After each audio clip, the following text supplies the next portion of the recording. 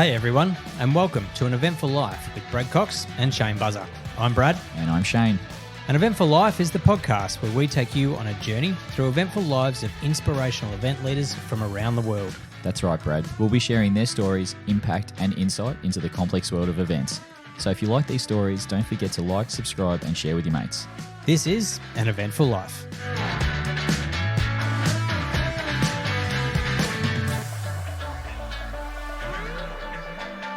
Hello, Buzz. How are you, mate? I'm good, Brad. Yourself? Yes, very, very well. What's been happening? I feel like I haven't seen you in ages. It's been a couple of weeks, but I know lots happening. We're absolutely flat chat. What about yourself? What's happening? Full steam ahead, mate. So there's no rest for the wicked, as they say.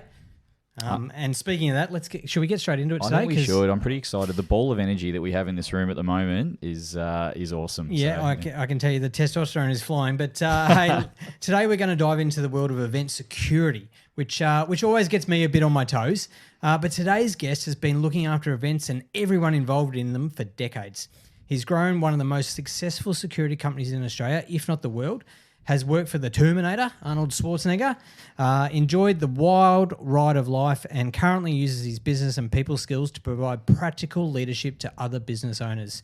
It's a pleasure to welcome to An Eventful Life, Harry Korras. Welcome, Harry. Thank you, Brad and Buzz. Great to be here. It's good to see you, mate. Absolutely. Thanks for coming in. Yes. And how's about the intro? I told you. Unbelievable. World's best. He nailed it, right? Ease up. Ease up. Yeah. Hey, it's not about me. It's about you today, Harry. So we like to start with sort of a bit of an idea of letting everyone know about you and where you come from and stuff. But before we get into the security conversations, let's go back to the beginning. You were a boy who grew up in the inner suburbs of Brunswick in Melbourne. What was life like growing up in the 70s and 80s and running around? The good old days. The good days, the good days. Yeah, look, born and bred Brunswick, still in Brunswick. You can't get me out of there, you know. Great times, you know, fantastic days. And, you know, it's not the Brunswick of today, you know. It was certainly different, rough, industrial, all that sort of stuff. Migrants, you know, the old wogs and us and Greeks. I'm Greek, you know. Good food. Great food, you know, as you can tell. Still is. But really good times. But you know what? Great grounding and great learnings of many things, of what to do and not to do. And, you know, you got to pick some teams and pick some sides and, you know, your direction, where you're going and what you're going to do, you know. Yeah, great. And you started ACG. Well, we'll now jump into ACG. Yeah. So you started ACG from the ground up. And for those listening, ACG was a huge security company in Australia. You started it from the ground up in 2001.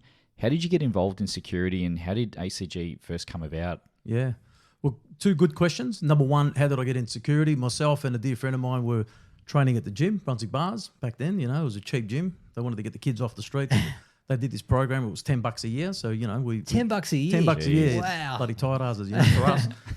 But, you know, growing up with nothing, it was fantastic for us. And we're in the gym and then one day bloke says, oh, you two, you know, can you fight? You know, and we're like, yeah, we can fight, you know. Brunswick what do you boys, want? of course we can fight. Mate, let's go, you know. He says, right, you're working with us tonight. Don't be late. So we jump on the back door of a nightclub. He says, nobody comes in no matter what happens here. You know, you give them a stamp out and then they've got to come in through the front door. We said, how good's this? And, you know, we did our job very well, we thought. We got asked to come back again. And that was it. I was about 16, 17 at the time. Oh, wow. And for me, it was like, yeah, I like this. So I always talk about the story. You know, we went from the back door to the front door. You know, it was a big promotion. But, you know, you asked me the question about ACG. But in between all that, I worked for many different companies. I had a child very young. I was 18 when I had my daughter. And all I wanted to do was just buy some nappies for it, you know, and grow this kid, you know. So I had to do what I had to do, and different nightclubs, different pubs, and different things that I did in life. And, you know, I saw some major things, and bloody lost an eye, and major incidences and different things. And, you know, it grows you up. And growing up in Brunswick back then, you know, there was some serious players, and I had to make a decision: am I running with these blokes or am I going to run with this crew? You know, and this crew here, they used to call me Harry the Hirer. You know, United Nations, where That's a whole other story we could get into now. But yeah, you know. And so I started working for all these other companies, and what they did, they promised me the world, but they gave me the Atlas, and I thought this is it. I need to do my own thing. So there was a big gap between 2001. So you got to remember, many years before that, I'm doing many other things, but I got involved with the AFL. When security got introduced to the AFL, and I was lucky to work for that company and get to meet a lot of fantastic people in the AFL. And then when I decided to leave that company because I was getting nothing, I thought, well, I'll do my own thing, and I started ACG.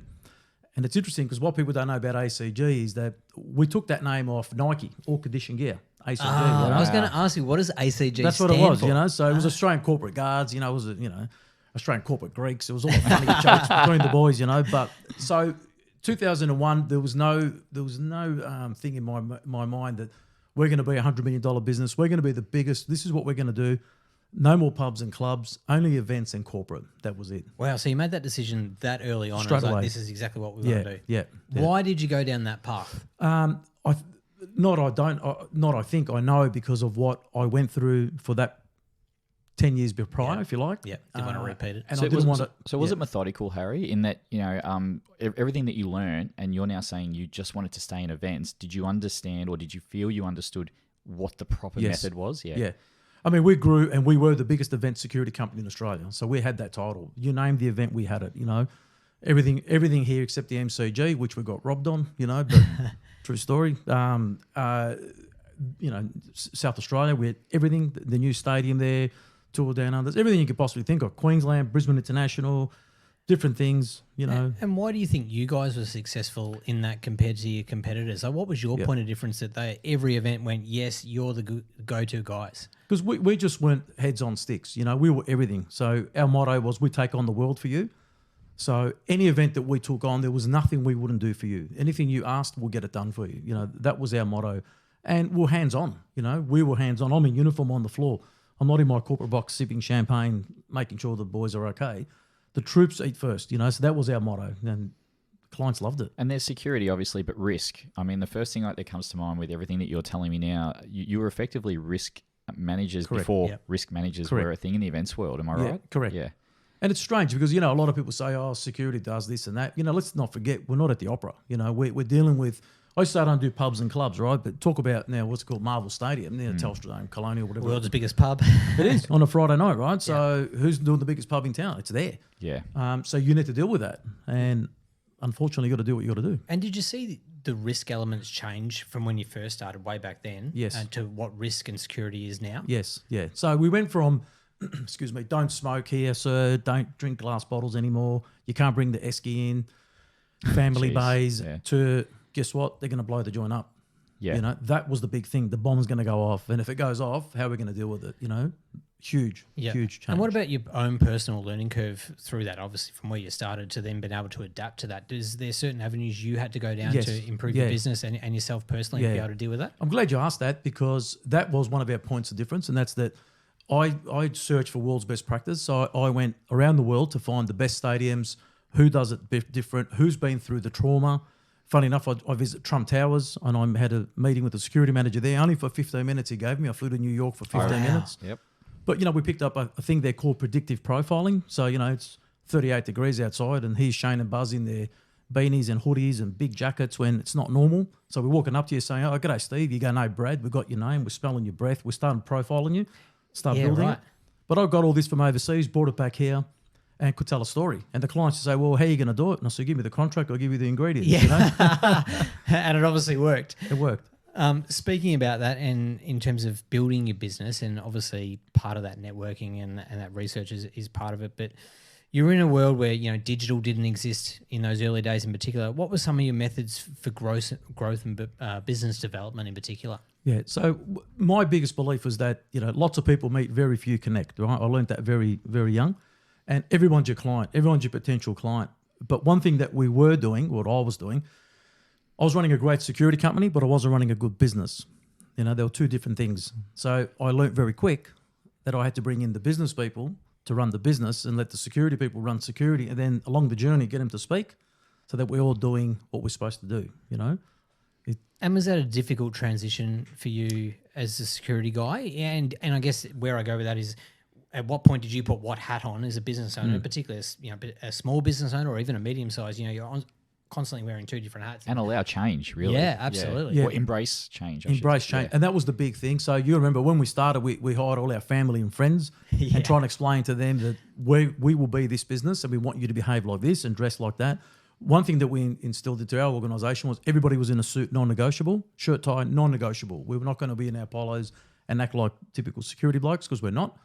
And our clients were never in a polo shirt or that because the people that we were dealing with. So it was a hard transition. And you got to remember, I'm talking about a Brunswick High year 8 dropout, and then I started reading the BRW, the Fin Review got introduced to me. I started to go, oh, okay, I know this, I know that client. And you remember 2001, 2002, we secured Coca-Cola, biggest brand in the world at the time. I mean, who are we? 50 cents in the bank to take Coca-Cola. But we had a story to tell and they believed us.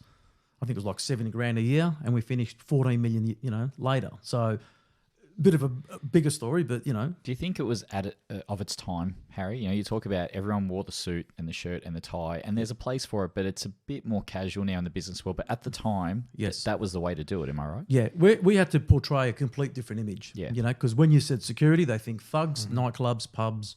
This is who they are, and of course, when you got some bigger blokes coming in with you, and then we had to introduce females into our organisation that were amazing operators, who went off to work with some of the biggest bands in the world that work with us, still send me messages, love hearts and that, still love them, But, that whole transition of how we're going to become something completely different than what was already out there, How did you manage that culturally, internally, particularly? Yeah, was it difficult in terms of where it was again to where it is now? And probably behavioural changes. Yeah. Yes. Yeah. And I'll answer it like this. You got to remember the industry was full of ex-coppers, okay? Mongrels, ex-coppers. Different. They had connections. They'll get the job because they knew the bloke that knows the bloke, and very much a boys' club, and this is how we're going to do things. And we said, we're not doing that. This is who we are. You need people like us to get this job done, right?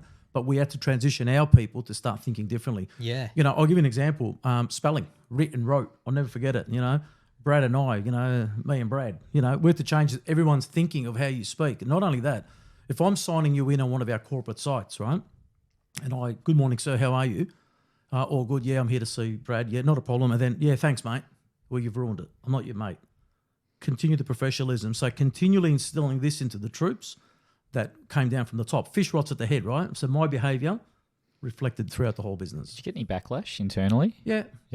Several. I mean, we moved people on that just wouldn't fit the mold. Yeah, right. We were 24/7, literally 24/7. There's no, and you talk about digital and all that. We didn't believe in press 1 for this and 2 for that. Answer the phone. We're in the people business, not the security business. So, what an interesting way to look at it. Yeah, it is. And I mean, look, everything you're telling us is fascinating, but in the contracts that you were getting, it can be quite a vanilla world in the way that they negotiate. And, I guess, did you have to finesse the contract in accordance to who you were dealing with? I guess, does that make sense? Yeah, no, it does. And I'll give you an example of that. Coca-Cola was a good example where they've got drink fillers, people that go around fill up the drink machines because you can press and drink Coca-Cola all day or whatever you want, right? We noticed that these people were running late and we said, we'll fill up the machine for you. So we become drink fillers. Then we took over the cars, the fleet cars. We'll do that for you. It's not 30,000 odd vehicles. You got to do the fleet. We'll be the nurses. We started to see things differently. And I wanted my people to take the blinkers off, and there's an old saying, the invisible hands to open the doors you can't see. I said that to Arnold actually. He started laughing. You said that to me 10 years ago, Harry, and I still remember it. Yeah. So you got to make them think different. Otherwise, you're just going to act like a security guard. Sorry, you can't come in, stand there. They don't care who you are, what you do. There's a time and place for that too, right? But not at a management level, not when you're trying to grow. Something I always found with security is that I hated the response, I don't know. The response is, I don't know, but I'll find out for you or I'll work with you. Was that something that you really instilled? And maybe I got that from you. I'm not sure. Absolutely, 100%. I don't know, it didn't exist. Yeah. Not an option. Find out. Was it a challenge to find effectively employees and team members and security people that would buy into the way you were going about it, but given where they were coming from and sort of those backgrounds of ex-coppers and so forth? Yes. Okay, yes, you can change them once they get there, but for them to even go, yes, I'm on board and I want to work this way must have been a challenge. It's funny you say that, Brad. I'll tell you, I'll never forget once at the Falls Festival, we had an ex-policeman, ex-head of the armed robbery squad. I mean, tough bloke, right? You know this guy. And he worked the pit, never worked the pit in his life. He thought he was throwing people back in the divvy van. He was just grabbing it. And then I looked over and I pulled him up and I said, hey, these are just kids having a good time. They're crowd surfing. Our job is to make sure they land safely.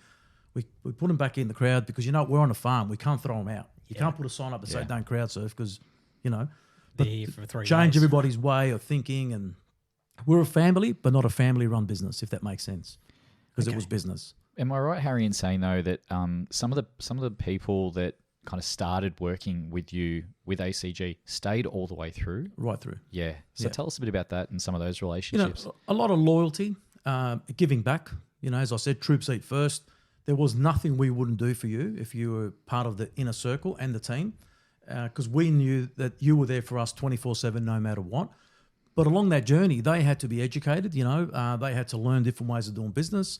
That it was a business. It's not only security, and then we had to teach them all the security things, that new ways of doing business. You know, but they stuck with me. Some didn't. Some didn't make it. Some, you know, forgot who feeds them and where their loyalties lay. You know, but the business stayed strong, and you know. And I'm really excited to hear so many of these people have gone off to be the director of security at Melbourne Park, you know. Yeah. Big O, you know. Big O, yep. Started as an 18-year-old kid with me, you know, working pubs. And here he is, the boss of the, you know, the Melbourne Park. Even you know. Mustafa, who we mentioned Mustafa, before. Yeah. control room, you know. I've got hundreds of them, you know. And that excites me to see these kids or walk down the street. My wife always says, "Oh, not again, you know, we're going somewhere." And Who they are you gonna "Oh, see?" you know, I said, "Oh, well, you know, I bought a house because of you." I said, No, you did that. You did that. I didn't do that. You contributed to our success, which was your success too, you know. So It must be a great sense of pride for you in seeing the way you've set other people's lives up, but even the fact that they've stayed involved in the industry for so many people, you know, based on the foundations that you built. yeah, look, it excites me to know that, you know, a lot of our employees were not even security people. They worked for banks. We had chemists. We had pharmacists. We had builders. We had so many different things, and you know, different people from different areas of life and whatever, you know, that have all then some of them just made some big decisions to quit that job and stay full time with us, you know. So, Which is fascinating also because we're in such a labour shortage now, right? Yes. And everything I'm hearing, Harry, is that people wanted to come and work. Yeah. company of choice. We love them. We love them. You know, I'll give you an example of that, right? Different cultures. So, you know, Greeks, you know, the take Greeks and all that, the Muslims, the Indian kids, this different culture, different food, right? So a sausage to you and I, just a snag, you know, Bunnings, whatever.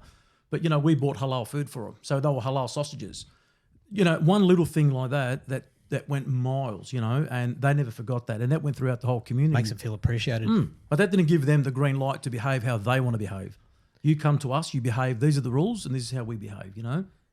What do you think is one of the most underestimated or misinformed understandings when it comes to security and events? Illy formed. I think the biggest thing here is today is everyone's just chasing a dollar. You know, everyone's chasing a dollar. They don't know who's who. They don't know who's working for them. They got no client relationship. There's no real. They wouldn't even know who the band is. They wouldn't know what's happening. They wouldn't know what event's on. They just want to get in and get out. You know, there's no. Let's get on to the next job. You know, So transactional, you mean? to some transaction, degree, no yeah. relationship. You know, Lost the service, and to your Go point on. earlier, the people part. look at the big players. You know, they're all owned by internationals. There's no local serious players anymore. Serious players. You know, they're just being swallowed up by the big players. You know. Do you miss it? There was times I miss it, you know, but I enjoy my freedom. I decided when I was at ACG back then, I said, I'm not going to work Fridays. Everybody had a laugh. You know, I bought a property up at the bush, and, you know, I didn't realise how good it would be to cut grass on a lawnmower, you know, and free my head. But it was also a test to see whether this business can operate without me, which it did. And that was my ultimate aim. So do I miss it? I miss elements of it because I know that we would do things completely different, and you know we would have very satisfied clients and employees. And life balance at the time, you know, you grew to Hard. such a big company. Yeah. Yeah, I always tell this story. My wife hates it, but you know, she I think it was like early, you know, I don't know, whatever year it was, but you know, and she asked me a question, which was a real weird question. Well, tell me the last time you took me to the pictures, you know, to the movies. What movies? You been smart here? Or what sort of question is that, you know? And that was a big turning point for me because I thought, hold on, the last movie I watched was Rocky IV back in 1968, you know? Wow. And I thought, you know, everybody takes their girlfriend to the bloody movies, you know, like, and I thought, wow, you know, we've just got into this so quick and things have happened so quick. And I met her, you know, I was running clubs and, you know, and I'm thinking, wow, this lady just wants to have a family and be one unit. And, you know, I've done everything good. I'm a good husband, a good boyfriend then. I wasn't even married to her. She just wanted to get married, you know. So we did the big Greek wedding, got her baptized, all the laughs, you know, all that. But it was a big turning point for me because I realised I didn't have work-life balance. And you know? you use the term married to your business. Bad. It's and unfortunately, I You mean, are. we're all the three of us are nodding, Yeah. and you kind of have to in a way, No but choice. your life balance, I guess, now moving forward, say 20 years, is a lot more important because mental health is a lot more prevalent in the Huge. world, as it should. So, Yes. would you agree that it has changed, as in the expectations have changed? Look, it's changed. All I'll say, it's like you were at this meeting today, Brad. Buzz.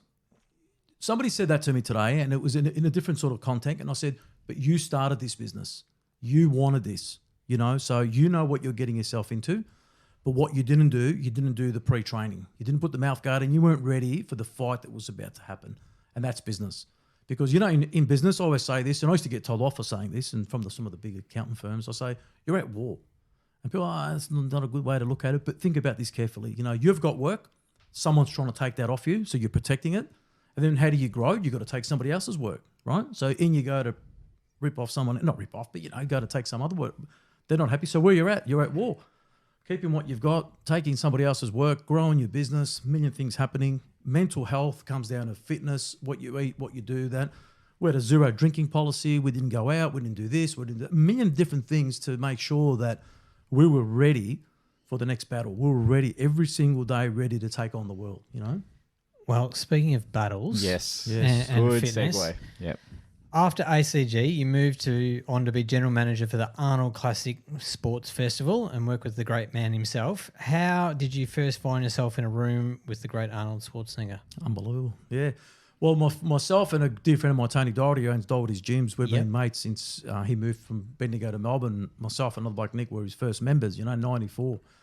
And he came to me and said, I'm bringing Arnold. We're doing this Arnold sports thing. I didn't know what he's talking about, and he wanted me to look after Arnold. I said, yeah, we'll do that. No problem, That was in October the year before.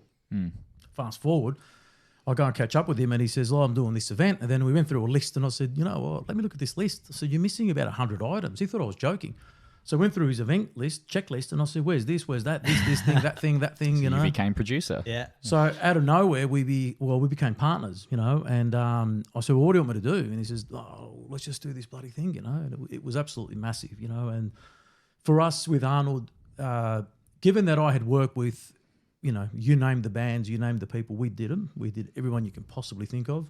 So there was an old saying, you want fame or fortune, So for me, it was great to meet Arnold, and it was Arnold. Who doesn't like Arnold back, nowadays we grew up with him sort of thing. But Absolute icon. Yeah. One of the biggest stars ever, and yeah. And can you share with our audience just how difficult it is when working with a celebrity like Arnie? I mean, you can't underestimate his reach when you've got fitness, movies, politics. It encaptures so much of the world, really, in our country, but the world. Yes. How difficult is that? Great question, and I'll answer it like this. You got to remember that we're A, using his name for the event. B, we're not just running an event, we're his business partner. So we were partners with Arnold, right? You got to remember that Arnold corrects so many different elements, bodybuilding, number one, movies, green energy, real estate, philanthropy, the list went on and on. And with that risk, Harry, am I right? Is because he's not just a celebrity. No. Who knows who he might have rubbed up the wrong way The based governor. on their So No, risk high, very high. A lot of planning, a lot of planning behind the scenes, and different things we had to do. And it doesn't stop. It's 24/7 until you get him back to bed, and then obviously, we then start the day again. Whether it's the gym, whether it's a bike ride, whether it's interviews, whether it's lunch, whether it's I need to meet these people, I've got to go here, I've got to do that. Quick private jet over the thing, I've got to come back. Well, you need to be back for the show at this time, and keep the clock rolling, and then making sure that everything's intact, in place. No room for error. He's a very smart man. I was going to say, and his professionalism, being that he got into politics, must have been at a level that maybe you hadn't seen before. Or Next level. Yeah. Yeah, absolutely next level. Very smart, very professional, very polite. Friendly. We became friends. For me, I was lucky, call it lucky or whatever you want to call it, but I started here, then I ended up in Hong Kong and in Africa with him. So I did the tour, if you like, and become business partners in Hong Kong. Africa, complete different ball game. Hong Kong, again, complete different ball game. So your approach to those events and those tours far different than, say, what they were here in Australia, purely based on location and culture, Correct. and so forth? Yeah, like Hong Kong, I'll give you an example there. you couldn't bring in supplements and products, because you're a sports show, but they have to go through a regulatory. You got to do all these things. And a huge event that's massive in the US was pole fitness. But they didn't want it in Hong Kong. It was offensive and rude. They saw it as strippers. That's how they were putting it out there, but it was far from. So getting them to convincing them that that's got to be done. The richest people in the world were in Hong Kong that wanted to be part of this event, meeting their expectations. The CEO, who is their Prime Minister, at the time was Carrie Lam. She was sitting there, and we're at the Prime Minister's house having dinner with Arnold and these people. Huge, huge responsibilities, I think there's such momentous occasions in your life, and your story in general, sort of from where it's come from, where it is now. But you're now working with Life Worldwide, which you started back in 2014, aimed at assisting business leaders in the community in particular. You're one of the most positive and practical people we've ever come across. Was this a simple transition of best using your natural skill sets in business and personality traits and all these stories you talk about to now be able to help others? Or where did this notion come from to go down this path, which is very different than the security guard in the back of the nightclub on the door that's beefed up ready for a fight? Yeah. I mean, even I do go back to that, Brad, and I say to you, I worked at a pub that was, I was 19 and it was full of, I turned up just to be a fill-in and it was full of bikies and it was midday. And back then it was, I've got to say it as it is, it was topless barmaids. It was, all these, put the jug around, have all the builders and labourers and all the tough blokes who put $10 or $5, I can't remember what it was, $1 spirits, $2 this or whatever, And you remember these people are drinking from midday onwards and it was chaos and the bikers would look after the girls and all this sort of stuff. And I remember then working one out, I had to learn very quick that I'm not going to win this war. I'm not going to win. I might win a couple of fights here, but I'm not going to win the war. So I had to learn very quick to turn this negative into a positive, and I did. So I become friends with them, but in a different way where I didn't allow them to control me. But it started from that point on, and the positivity for me, we didn't do negative in our business. I don't do negative. My wife says, not everything's like that. And I said, my father passed away in my arms, he copped a heart attack and whatever. And I said, what do I do? The bloke's dead, mate. What do? You can't do anything about it, right? Just remember him for everything that was good and we move on. And, the Greek priest there is like, we've got to do this. I said, what are you going to do, mate? The bloke is done. Mum was crook. Mum had tumours since I was 17 years old. She's got a half a head, one tooth, one arm, one leg still going, this lady. So if you want to talk about positive, it's 100%, right? But negativity breeds failure. I didn't allow anything to creep. I don't do it. I don't let it creep in. Somebody starts talking garbage, I pull it up, mate. That's enough of that, What are you talking about? Let's just get back on track. What's the solution? We've got the problem. What's the solution? And in business, that's where the money is, the solution, right? So totally. I do go into these businesses. And unfortunately today, it's all about, and we're talking as it is, right? Everyone's on the cocaine, everyone's on the drugs, everyone's doing all these stupid things. And one of my mottos, as you know, I always say, it's to say no to drugs, It's easy to say yes. It's easy to... I've been married to my wife, I think this year or next year, 30 years, Well, I had that break, 24 hours. Yeah. Minus one day. Bitch, 24 hours. But I've never played up on it in my life, because you got to create your disciplines. You got to create your loyalties. If you're not loyal and disciplined, if you fall for anything, what do they say? You bloody lost the chain of thought there. But, you've got to be solid, and you want a solid team around you. And you're bringing up kids and you're talking to people. I'm telling you from experience, but I'm telling you that's what I do. There's no in between. There's no, I want to do that. Well, we're not doing that with me, mate. It's not going to work, Very black and white. And just to backtrack a bit too with Life Worldwide, just tell us a bit about, so you're going into businesses and telling your story or mentoring. Yeah, telling them, they all want to know a story, so we tell them a story. But Life Worldwide, leadership is for everyone worldwide, I went and met a guy called Robin Sharma. He's a big leadership guy. Yep. I just went there for fun. I read the book and I thought, I'll just go there. Long story short, become friends with him.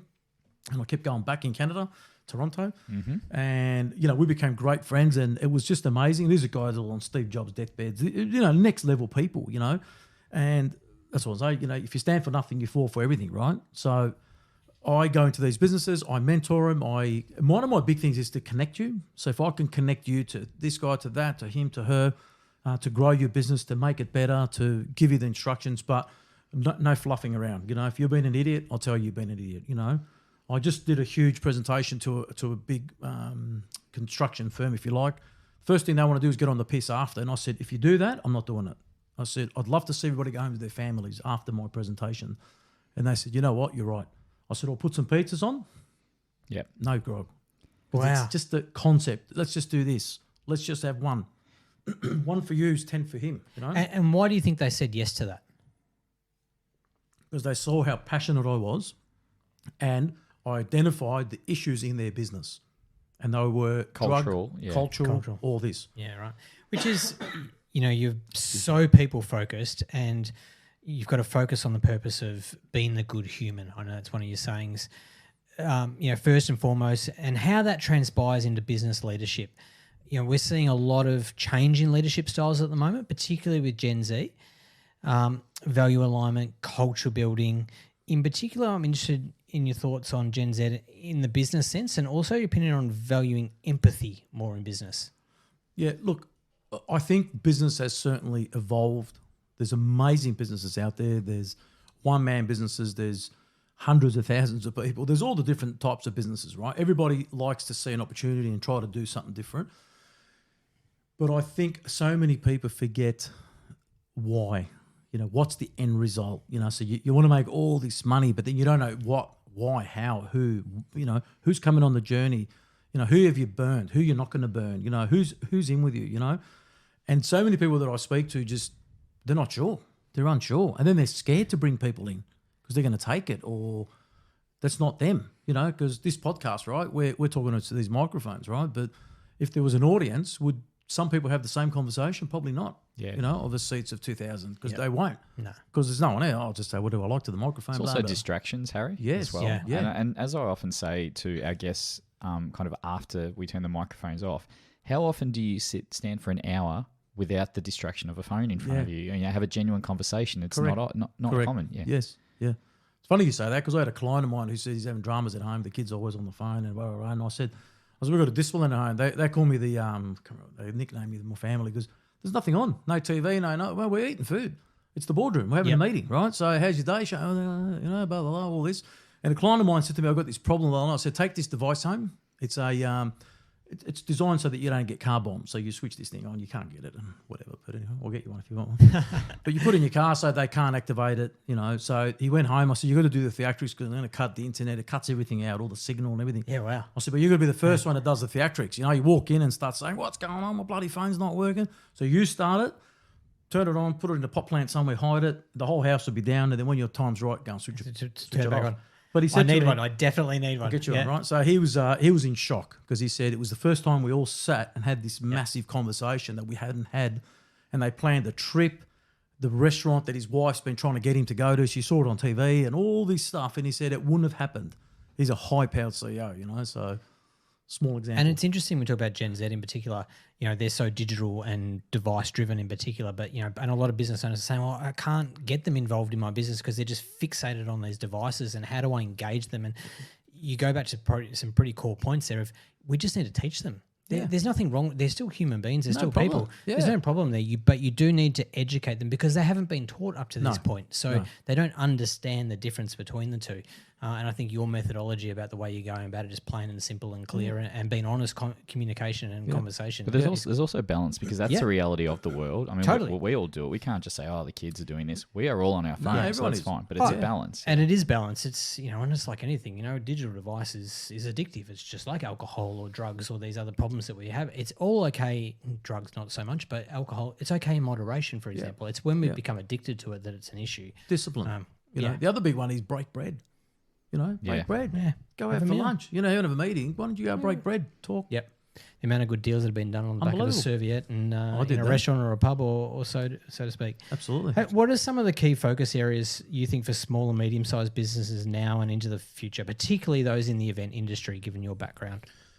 The event industry, I would say, I like what Melbourne Park's doing at the moment, if I'm allowed to say that. It's a destination point. It looks fantastic. They're evolving. They're not sitting still.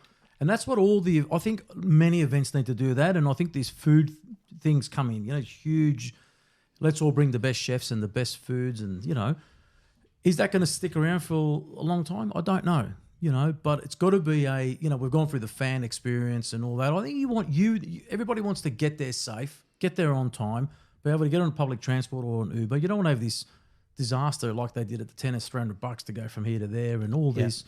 So if they don't start doing something about all that, you're going to continue having these problems, right? But getting everybody involved, everybody's got to protect the brand. You know, everybody's got to understand why you're here. Because I'll give you an example. I'll never forget this, that I had to present at the LOCOG, which was London Olympic Games Committee. They wanted me to do a presentation about something, right? This was in London, which I did. And they played this magnificent video, you know, and it's always got the runner, you know, the people running Olympic Games and they're sprinting and whatever. But the cleaner, the guard, the caterer, whatever, they're never, ever going to see an athlete in their life in the basement on the bottom somewhere. Right. You know, it's not going to happen. But how do you make those people protect the brand? How do you make these people at all these events understand why they're so important, that everybody, you know? And I think they're forgetting that. And unless they do something about it, you're going to continually have problems. Which goes all the way back to your ACG story of getting your team and your employees on board with your story and your mission and your purpose. Absolutely. And your beliefs. Yes. Which then builds the culture and so I was forth. going to say, fundamentally, that's what you're reiterating in Life Worldwide and the messaging that you're portraying. Yes. Am I right? Absolutely. Yeah. Absolutely. And let's not sugarcoat it. I mean, it takes everybody to run these events. We all know that. You know, it is the cleaner, it is the Everyone. the cook. Yeah. It needs Everyone. Everybody. Everybody So- needs a pat on the back. Everyone wants the hug. Everyone needs to be said, hello, thank you. Yep. Is it hard? Yep. Not hard. How do you walk past people and not say hello to them? And Arnie can't do what he's doing because No. without your help and your guidance and everybody else underneath you, and so everybody in the food chain from the top down, I think it's an important part that we sometimes overlook when we come to events in particular. You know, we design and we produce and we deliver based on those at the top of the pedestal, and not necessarily, and we kind of forget about everybody underneath. Not that everybody needs to be out in the limelight, but to understand the complexities that go into and the volume of people and the volume of these teams that go into the delivery components. Correct. Without them, you don't have the end result. No, absolutely. No, you're on a roll there. That's great. Have you, so with Life Worldwide, and I want to bring back to events a little bit, have you actually carried out any presentations or mentoring in the event space based on your experience? In the event space specific, just a couple of event companies that I've gone and spoken to. But no, mainly they've been all big businesses. Different. Okay. I mean, yeah. And so what does the future look like for Harry Korras? The future. Retired, millionaire, you know. Nah. The future for me, I always say if you retire, you expire, right? So I want to keep giving back and keep growing what I'm currently doing. And hopefully that for generations to come, people can say, you know what, yep, that's true and correct, and that's fantastic, and that bloke did say that, and Life Worldwide did this and that, and for me, that's more than enough, you know, and for my kids to be happy to know that, you know, their father did a good job, you know. And still sitting on a chair next to Nick and Julian, right? Standard procedure. Yeah. Still having a barbecue in Brunswick in the back lane and 50 lambs, you know, the Greeks. Please tell those Sunday legends lunch. I said g'day, okay? I Yeah. will. Big I will. Yeah, you know. Sunday lunch at Harry's place this week. Absolutely, yeah. So, hey, we like to wrap this up with Buzz's rapid fire questions. Rapid fire, so right. buckle in because these are the hard hitting This is the ones, one? and Mouth guard in? yeah, you'll need Yeah. every one of your Mouth, skill okay. sets Yes. to get through this one. Are Go for it, Buzz. Are you concentrating? Oh, You're I'm on? ready. I'm okay. ready. First, favorite Arnie film? Commando. Nice. I wouldn't have thought that, but yes, very good. It's a weird one. Here's one. What's your bench press PB? Oh, now you're giving secrets away. I don't know in things, but 2 plates. So 2. Yeah, I'm with full, you. Yeah. Yeah. 2 big plates, I Too reckon. big. Yeah. On each We're going the side. big ones. So, yeah, just in case. Yeah, what are we 250? 120, give or A take? bit more. Yeah. 120, 130? Yeah, nice. I can't do that. No, never. Most memorable event experience that you have worked on or seen? Best concert ever for me, and I say it's a concert, was AC/DC. Which one? Yes, and you can say that was at obviously then Telstra Dome, and they had the horns, and I can't remember what it was called, but it was amazing. It was just incredible. Yeah, I do remember that one. Favorite place to travel? Funny enough, I love going to Thailand for many things. You know, the relaxation, but I like to go there. I'll do a 2-week training camp there, which I love. Yep. Fitness Ah, camp cool. and that. So yeah, I did the Muay Thai Beautiful. boxing Muay Thai? once. It was awesome. Loved awesome. it there. Yep. Best way to spend a Sunday? Oh, well, every Sunday I go to church, Greek Orthodox. So I do go to church every Sunday, and then I spend it with my family. Excellent. Love it. So your best Sunday is your like you live it Love every it. Sunday. Every Sunday, no issue. That's fantastic. Yeah. What scares you? Scares me. Not much after what we've heard. No, I but think- there No, must no. be something in Not life the that tough scares stuff. you. I mean, look, the tough stuff, it is what it is, you know. But in life, I think what scares me is making a bad mistake, you know, not doing what I said I was going to do. I think that's no good. Good answer. Okay, last one, Harry. The one piece of advice that you share the most, and I'm really interested to hear this.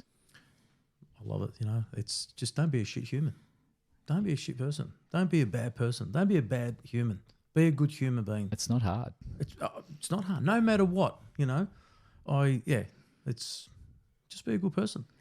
I love it. Well, I reckon that's a great way to wrap that up. So, hey, Harry, thank you for joining us on An Eventful Life. It's been an absolute privilege to chat and hear your stories, and we really appreciate your time and being able to share your life with our audience and all of us as well. It's certainly insightful and a different one. Yes. But you've certainly lived it to the most. I'm sure there's plenty more to come. Absolutely. No, Thanks, look, Harry. Appreciate thank you, coming Shane, in. and you know, thank you, Brad, and congratulations to all of you with what you're doing, and you know, you're giving something back to the industry that needs it. So you know, and it's great to see. So good luck. Cheers, You don't mate. need Much it. appreciated. Done. Thanks, mate. Thanks for listening to An Eventful Life. And if you like what you hear, don't forget to subscribe to listen to more episodes. I'm Brad. And I'm Shane, and this podcast is produced by EOS Creative. See you next time on An Eventful Life.